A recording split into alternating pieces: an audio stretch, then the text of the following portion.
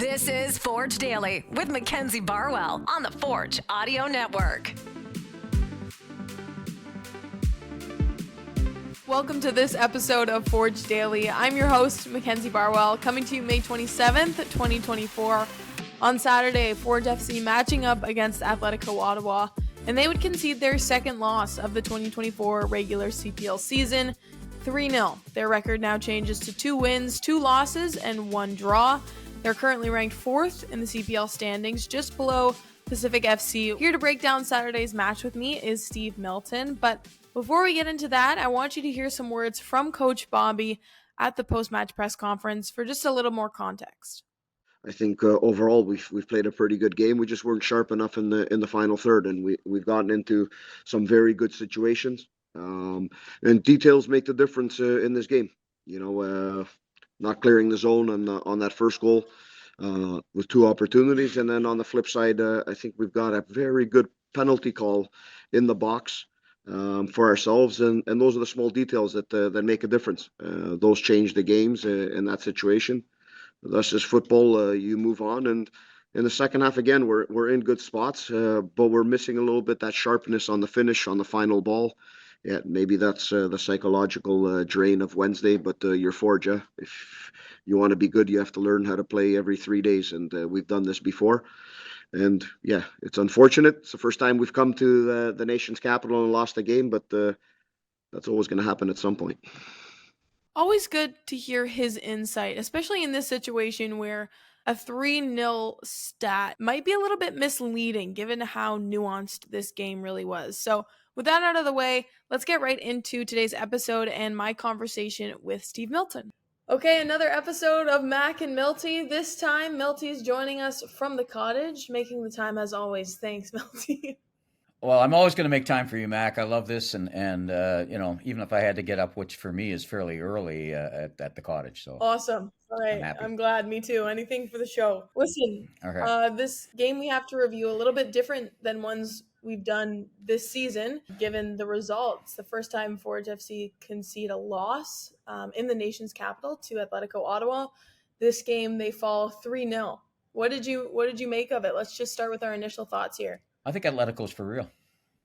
That's what I'm not saying they're a superstar team by any means, and they caught Forge, exhausted, clearly exhausted. Forge, to their credit, showed some character in fighting and actually using close to the same lineup that they used against Montreal. I'm not sure they had many choices there to start, but yeah, I'd say that don't sleep on Atletico. They've gone through all 7 teams now, and they haven't lost. So there's a lot to like if you happen to be an Ottawa fan right now. And I like the idea that this is turning into a decent rivalry in Ontario. I was going to say the same thing. I had a conversation with Charlie O'Connor-Clark the day prior to this game, and I asked him, is this team really as dominant as a lot of the conversations have suggested around the league, given all of the signings that they've made? And he said, make no mistake, they are the real deal. And I kind of looked back on that and bit my tongue like, wow, he wasn't kidding. And you got to give the credit where it's due here, Milty, because it's one of those things where maybe you expect them not to have too much organization or, much of a cohesive identity, given that this is a new combination of players, right? We're familiar with a lot of them from around the league, but at the same time, they're joining each other for the first time, and they played like they had been for years. I think that's a very good observation, and I agreed. And I thought particularly that the kind of the transition game from different parts of the field to other parts of the field, you wouldn't normally see that, because you're right, because that's where the familiarity takes place, is particularly from the back line. And I include the goalkeeper in that one, because he made one tremendous clear that really led to something there. And they had some good chances, and Bobby knew what they were going to do, but there's not much you could really do to stop you had to be a little bit sharper. I think there was some lack of sharpness there, but they're not going to run away with everything. They're not going to run away from Forge. They may, and we'll get to this down the road here a little bit, but they may run away a little bit in the standings for now, and Forge has to watch that. But they're not going to run away from them in terms of caliber, unless there's major injuries on Forge's part. You're right. I mean, Forge is still pretty good. I mean, they're counting on some younger guys in certain places than maybe Ottawa is right now, but for sure, that transition game, the ability to move the ball left and right, and to do what they had to do against Forge. That said, Forge made, they came out very hot in the second half and had some chances, and as always, it takes one really, really sometimes good big save, which Yesli made on Chouanier, to kind of, what happens if that scores? You don't know, so you can't play the what if. You're right. But he's I think in general across the league, he's always just been a very good goalkeeper and consistent, maybe flying under the radar in some games just because he's just been doing his thing and not too much one extreme or the other. And that, I think, what he has to be, doesn't he? If I can just interrupt you for a second, Mac, I think that's a really good observation. And I think he'll only get more confident, because I think that's a pretty good back line he's got there. I mean, it's decent back line, both in moving the ball up, but also in clearing as well. And that said, they showed some vulnerability, but he just had to be, he kind of did a Kalongo save there. I mean, it was just reaction, but the more you do that, and they're going to play a lot of games in which they control the ball a long, long time. It's always probably going to be a little bit Forge advantage control wise, but not much against Atletico all year when they play. But against other teams, many other teams, they're going to have a big advantage. So he's going to have to come up with that save after being dry for a while, not doing anything. Well, between his height and his reaction time, it's pretty good. Yeah. Well, good for you. I mean, you actually know more about the technical part of the game. So I'm glad you brought that up about the goalkeeper there, So we got to pay attention. Yeah. Because this isn't just about Forge. It's about who they're playing. It's quarter way through the season, just about quarter way through the season for the league. Forge is a little more like 20% through, because they have sort of that game in hand as Valor does, because of the postponed game because of the Canadian Championship. Right. But, we're starting to get, I think you start looking and making some judgments at this point, negative and positively for the whole league and for individuals, teams within that. You're league. So right. Right now. The thing you said earlier about it's not just about Forge, but it's about the teams that they play. And I think that's one of the unique things about the CPL is that there is only 8 teams. So majority of these conversations, whether or not they're coming from a specific club like Forge, you have to be so cognizant and hyper aware of these teams because you see them so many times throughout the season. And it's very rare in sport. It's very rare in sport right now, Mac. But this is the way all this, people of my age and a little bit younger, even maybe half the world who is sports fans in North America. I mean, they talk about the smaller league in the NHL, 6 teams and 12 teams. Well, that's sort of where, I'd sort of like to see the CPL get to around 12. And then maybe you don't see the same teams as often. You probably have a bit longer schedule is one thing you do. But it ends up making you familiar over time with players. I mean, everybody talks about, I don't know the players anymore. You say to somebody, pick a team, pick a sport, and say, name me after the top 2 players on that team, name me the other 10. And they can't, because it's hard to keep track. So it's a wonderful thing about if it's done right. And I think when you see Forge and Ottawa now, Atletico, you're going to say, hey, there's some really, you can go about 6 or 7 deep. And even the average fan's going to know by the end of the season, because these people are all going to play, like Del Campo and Manny and Ollie and all of those guys on Ottawa are going to play big. Same. The Forge names are already well known. Right. That combination of players, I think, for Ottawa is going to make those individuals almost more memorable, because they make each other shine. I think so. Yeah, I think so. You mentioned it already that a lot of these Forge players are pretty well known for championships later. I think that's inevitable, but we see Kwesi Poku in the striker position again, and I want to get to him, but some other guys in the starting 11 I think that are worth noting. Dom Samuel started right back, Malik, center back. He's looking pretty healthy, coming back from injury. And then Noah Jensen replacing Tristan Borges. Yeah, what did you make of that starting 11? Hey, I thought there might be even 1 or 2 more, but then I started thinking about the schedule. They don't really play for another full week after that, so you can grind the guys a little bit. Everybody was going to be tired, even the substitutes, because some of the substitutes that came in, Noah being one. I mean, he came in later, but Malik they came in and faced a real barrage in Montreal, and so they maybe didn't have to run the full 100 meters of Right. the field, but they were tired, right? So everybody was tired. But I thought it was really good putting Noah in, because I thought his energy and Malik's energy and were key substitutions against Montreal. So keep that forward. Give Borges a little bit of a rest too, because I think he's just been playing so unbelievably great and trying so hard, and the ball always gets out there to him. I mean, they're not equal on the left and right flank in terms of times. I mean, what they're doing in terms of effectiveness on the left and right flank, but it really, there's been a lot more on his side than any side of the field. So I thought that was really good. And putting Malik in there, because you knew that they were going to be, the manner in which he cleared the balls against Montreal, you want him in there against a team that's clearly going to be pressing you hard and trying to do possession. And I thought Ottawa's game plan was brilliant. It's exactly what I'm sure Bobby was expecting, but you don't know that they're going to execute it, and they did. Particularly in the first 10 minutes, they had 4 thrusts, long thrust. I think 3 to the left, 1 to the right, and you're stretching people. That said, Malik couldn't clear the ball on the first goal, and I'm not sure that isn't. I think that's partly a function of more mental fatigue, and it also the kind of plays that Ottawa was making. Right. And then it went to Manny. Eventually got to Manny, and he just drilled it. Manny Aparicio, I'm talking. I actually have no words for that strike, but you're right. One of the things that Coach Bobby said in the press conference was there were 2 opportunities to clear that ball, and they didn't capitalize on either one of them. The first being from Malik, but you're right. 2 things with regards to the substitution conversation.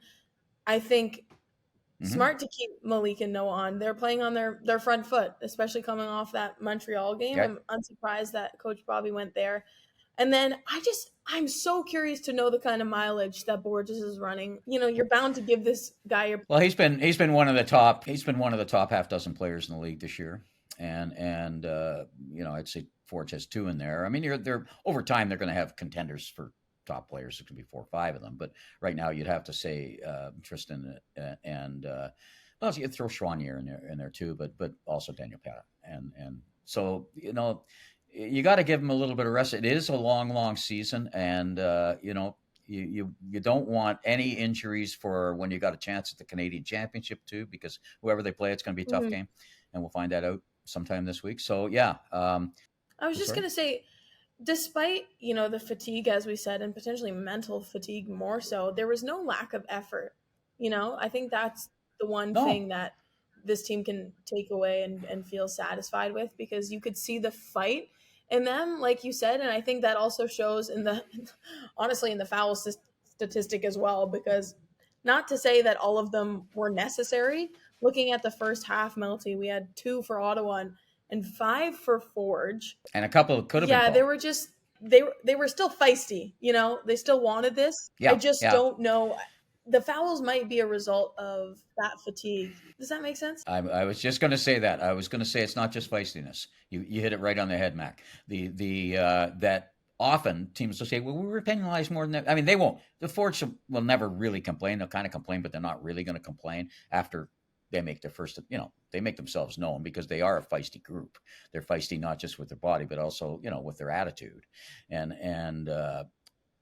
But often that can mean that you're maybe a foot behind. You'd have to analyze every foul, but sometimes it'll happen. You're a foot behind, you got beat, like you're tired.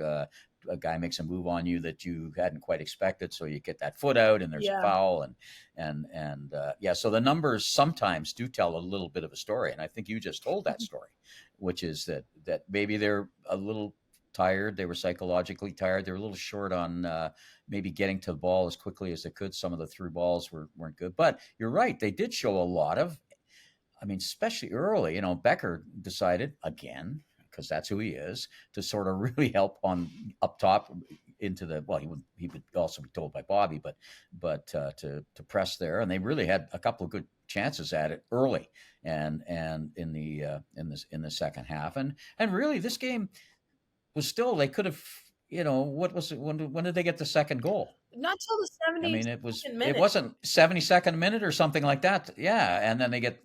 Yeah, and I think that was deserved, I mean, because they did do all the right things. They had made Forge, remember that they are tired, and as Bobby said, would they have a half day of practice, and the other guy of rest, or half day of practice, and the other guy's been going all week. But that's it. I mean, that's what's going to happen when you're a good team, because you're going to play all these games.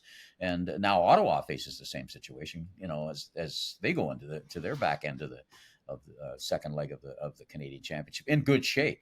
And obviously, how are they going to be feeling now?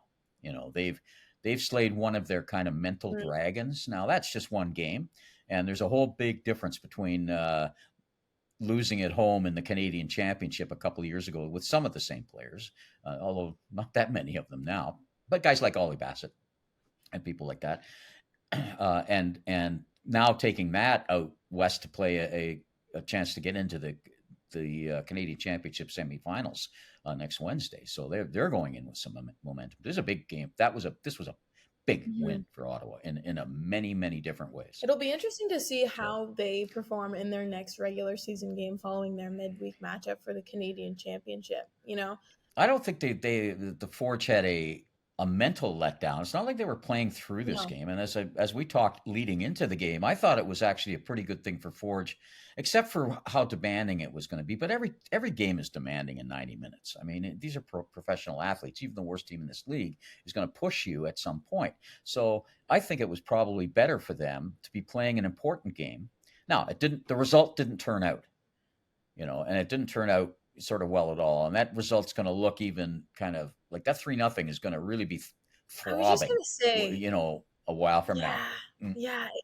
3-0's a big score. It's a big score. I liked watching the press conference after, because despite that number, Coach Bobby and even Chris Kalongo after the game made no mistake in saying, this is just one of those games where we needed to be sharper on more than one occasion, and it's just those simple mistakes you have to capitalize in the final third, because there were no lack of opportunities for Forge, and the score might suggest otherwise.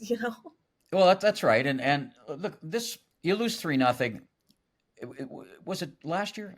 Yeah, I think last year against Cavalry they had that the only real stinker they had in the final as they came home was, I think there was a 3-0 game in there, and every year when they won the championship, there's been one of these. Now, normally it's a little bit later in the year, and you go, oh yeah, they're a bit tired from winning everything all the time, or sort of psychological letdown. And this wasn't a psychological letdown. This was a psychological fatigue, an emotional fatigue, and that there's a big difference there.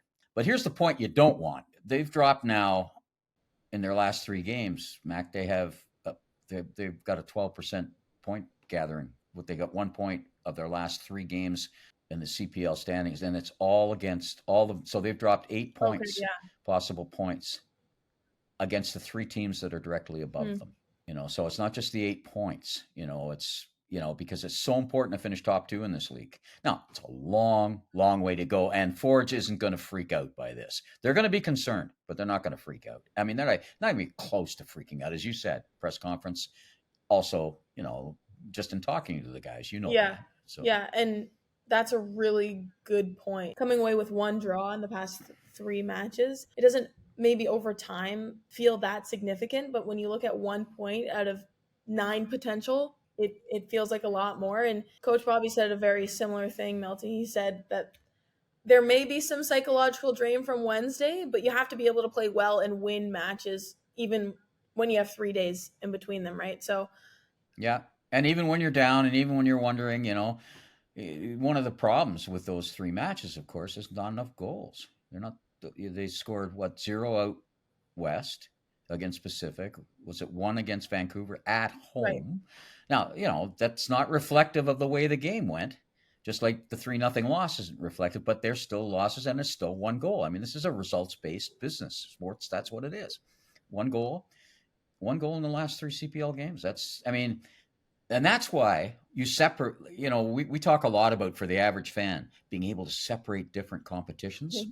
So you could say, like just one, they had that one thing in the middle of 4 other things, but that was a separate deal. That was a whole, cleave themselves down here. This is all Canadian championships. So that doesn't relate to what has happened in the CPL. Same thing, though, when you look at the CPL, you got to take the Montreal game Yes. out of that. And it's okay. You had that, but here's what's going on in the league, right? And then when you play the next round in the Canadian championships, you go back to the Montreal thing, and yeah, that's a little more relevant in that type of thing. But right now, you got to start taking care of some business at home. So if you take a look at the top 5 teams in points in this league right now, they just played 3. Yeah. The top 3 and didn't win. They're number 4, and number 5 is Right. York, who are the same number of points as they have, but and are coming off a tie and a win. So you got to start taking care of that business. I'm not in any way, if I were a Forge fan, like a diehard Forge fan, I wouldn't be, I wouldn't be saying, oh my God, this team's a mess or something just because they're having the stretch. Because they rarely have a stretch like this, but they usually have a little stretch where things don't go well. They may grab an extra point or two than the 1 out of the 9 that they've got in this stretch against CPL teams. But I don't think there's anything that you should really, really worry about. But you still have to make it happen. You can't. Take a look at. We keep saying that about Cavalry. We keep saying it about Cavalry, and all of a sudden they're slipping, like they're putting themselves in a position where, they're going to have to, you don't want to have to chase, Right. you don't have to, it's like in a game, you can chase a game and win it. Just like, and Forge has done this many times in the standings before, where they haven't started as well as they might have liked, and chased it, but you don't want to have to, if you can, because that takes a little more energy. It's more psychological energy than anything else. So just as, they've got to start being a little bit alert here. I'm not saying anything that Kyle Becker and everybody won't be saying in practice this week, in training this week. They'll all be saying this. And, maybe you and I should get out there and mic it up. And mic them up and see ooh, what are the combos so that are it could happening? be- Do we need to get in their ear? Yeah. No, you're Yeah, so right, well, Milton. yeah, Especially with the Canadian Championship conversation, these are games and competitions that need to be compartmentalized. And it's funny you bring up Cavalry because Yes. they're slipping away too, but they just beat Vancouver FC, so they're almost fighting the same battle or mental battle that That's right. Forge is. But now Forge and York United tied for 5th, both with 10 points each. This game's going to matter a lot because, like you said, they've just conceded or drawn at the very most to the 4 teams, or 3, I should say, that are ahead of Forge. So Sorry, York is trying to do some things. It looked a little panicky firing, the coach. But if they see some, if they've had a draw and a win since then, haven't they? Since That's they fired right. the coach, and that I'm not sure it necessarily relates, but they took care of the business that was in front of them, and they feel some hope there, and they know it's a longer term project, particularly the owners. But this is big. Again, I think when York plays Forge, it's like when almost everybody else except Cavalry plays Forge. The other team, Forge has a target on their back, and particularly for the team, you can almost walk between the 2 stadiums, so there's a sense there of. And of course, York's trying to build its identity. Who are they? Not only who are they as a team and with ownership, but who are they in their marketplace? And they're trying to change that whole marketplace type of thing. So they'll probably bring some fans down because the ownership tends to help with that. It's not going to make any difference in terms of vocal numbers, but it'll be some support, which you never used to see before. Again, as I've said this many times before, because I believe in this league, I think it's good for the league. I think it's good for the league to see another powerhouse, potential powerhouse, but we've got to start, as we said from the top of the show, see Ottawa emerge. Vancouver's hanging in there a little more than I thought they would to start. And I always thought, and Pacific always seems to come up with a little something. So, and now to have a team that was really York, first of all, and we said when they played them before, York had to separate themselves from people like Valor, and anybody else, and Halifax, they have to separate themselves from that first before they can move into the next tier. Well, right now they've moved into the middle tier, and that middle tier is going to be a bit fluid, but you got to get there before you can get anywhere else. So they're looking for a little more positive reinforcement themselves here. I was just going to say, I think where Forge and York currently sit are kind of like that midway hump until the other side. And I think for York, beating Forge would be that an extra boost, I guess, especially for an organization that's in the process of rebuilding in a way, or everything. Yeah. Rebuilding, rebranding, and maybe eventually relocating. I mean, they're making no secrets about looking around for another spot. I'm almost positive that they'll end up at Woodbine at some point. And I'd love to see that sort of get solidified as quickly as it can, even if they don't get in there, at least knowing that they're going to go there.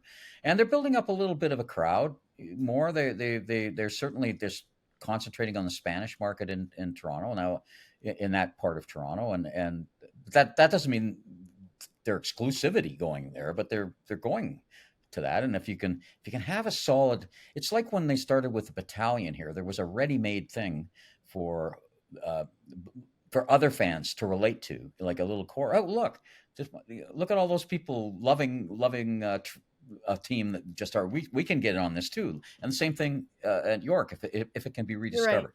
Right. But really, even though they're both in the middle tier together, and if you were a person from the outside and you were looking at this and you didn't know anything about the sport and you took a look at the records here, you'd say, well, one team's going in one direction and one team is going in the other. And that is not the case. Yeah. That is not the case because of who Forge is. Like just because they've lost three. And I don't mean to be too much of a homer here, but we know what their spine is. We saw this last season, and I don't want to compare it directly to that dry spell in 2023 because I don't think we're quite there yet, and I don't want to start, jumping the gun at all. But yeah, this is not one of those things where, they're practicing outside in the pouring rain right now. Okay, there's a lot more grit to this team than to just accept that they've only gotten 1 out of 9 potential points in the past 3 games. Just, soak it going forward and accept almost defeat. You're right. That's not the case. That won't happen now, but you have to watch because problems start showing. And I don't think there are problems here. I think there's a couple of things. And first of all, they're still waiting for a couple of players coming. I mean, their roster short, and those are 2 strong players. But you can't fall back on that. What you have to make sure is just not assume that we've always done it before, so we will. But I just don't think that will happen. That doesn't mean, again, like I've said too many times in this broadcast, that it will automatically come. That's right. Like you've got to make sure maintenance is a big part. Mental maintenance is a big part of things. Now they're playing for a guy that isn't going to let a lot of that happen, but he's not the guy out in the pitch. I mean, the players still have to be out on the pitch executing. And again, they've got to score some goals. They really have to take more. This has been a bit of a recurring theme, and it is actually throughout the league. But because I mean, there's great strikers, but they've got to just close here. They've got to close more, and I think particularly at home, take advantage of the crowd that loves you. That is a phenomenal way to close out this episode. I gotta let you get back to the cottage festivities. You gotta pretend to in the Black festivities. Yeah, it's kind of a hurricane. It's kind of a hurricane now, but I'm gonna go out. Yeah, I'm gonna go on the lake. Yeah, like it's really a wet. It's hot and wet is what it feels like. So, yeah, I know. I don't know if you heard me, but I said you have to conquer the black flies. Yeah, they actually most of the black flies burned off, but the mosquitoes. Oh, the mosquitoes would drive you crazy. It's you versus the mosquitoes. Just drive you nuts. It's just me against. Yeah. I'm fresh meat. That's for sure for these. Even if I gotta go outside and feed. I'm gonna go outside. Go get them. I'm gonna go feed them right now. Yeah. Okay. You feeding the mosquitoes is you going outside. I don't. Okay. Yeah. So I'll see you. I'll see you at the stadium. Yeah, we will. We'll meet again next Monday on our live. That is, yes, I should say. live, and yeah, and look, I just want to say one thing to our viewers too, and listeners. Please say hi to us at the stadium and tell us what you think. Give us your suggestions, right? And we'll get to them. Yeah, absolutely. We're both floating around all the time. I'm normally in the South Plaza before the game starts, holding the microphone. So please let us know. That's all for today's episode. No midweek match this week, so you can expect 4 more days worth of content, including Behind the Beard and Max Access. This coming Saturday, Forge FC taking on York United at home for that 9:05 derby. So plenty more to talk about in the coming days. Thank you so much for listening to today's episode, and I'll be back to check in on the audio network tomorrow. This has been Forge Daily with Mackenzie Barwell. If you like what you heard, please like, follow, subscribe, comment, and share.